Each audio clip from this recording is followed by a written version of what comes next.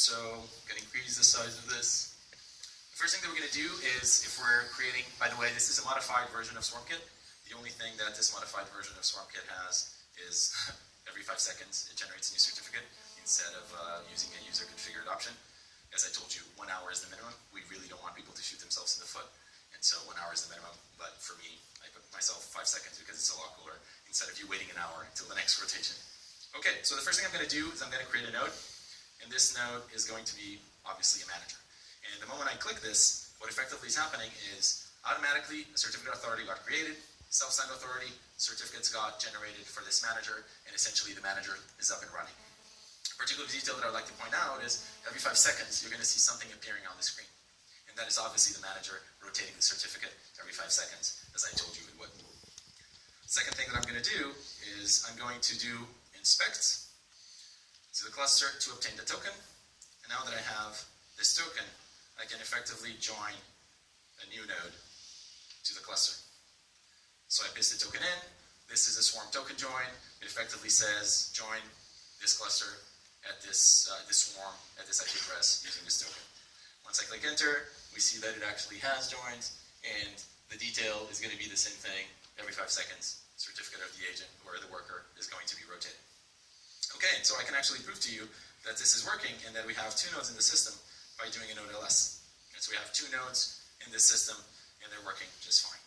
But more interestingly, what I actually want to show you is this. I'm going to do a watch on the certificate of node 2. So this is essentially effectively doing a watch on the certificate on disk for node 2. And what you're going to see is I added a diff option. The diff option essentially shows you in white everything that changes every time that there's an update. So every 5 seconds, you're going to see something change on that certificate. And the interesting thing is that the things that change are obviously public key, because I told you, new, private, public key pairs. The things that don't change are the role in the ID of this node. For the lifetime of this node, it doesn't matter what happens to the node, it will have this ID, and it will have this particular, or for now, it will have this particular role. And this ID will not change whatever we do to the node unless we remove completely and we rejoin it as a new node. And so this is pretty interesting. So now what I'm going to do for you is I'm going to do the following. I'm going to do node ls. So I'm going to see again what the nodes are running. And this node is our worker node, not our manager. So what I'm going to do is I'm going to promote this node to be a manager by doing node promote. When I do node promote, immediately the OU now becomes Swarm Manager. So the certificate changes to actually reflect the new level of permission.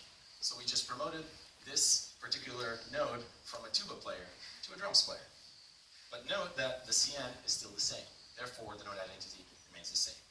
And obviously, I can do the opposite, and I can just go here and demote the node, and it will be back to a worker immediately. So now you're back to being a tuba player, because apparently you really suck at drums. So every 5 seconds, rotating certificates, both managers and workers from under TCP connections, no connections are dropped, and effectively meaning that all the key material that was used before is no longer valid. So going back to our presentation, the current state that we have in Swarm mode and in Docker is what we can be described as a jazz band, right? We are in sync, playing a song, but effectively we are self-organized, self-managed. What we want to go to is, we want to go to a model where we not only resist malicious musicians, which we do right now, but we also want to resist malicious conductors. So we want to go from a jazz band to essentially a full-on classical opera. And for that, we would love your help.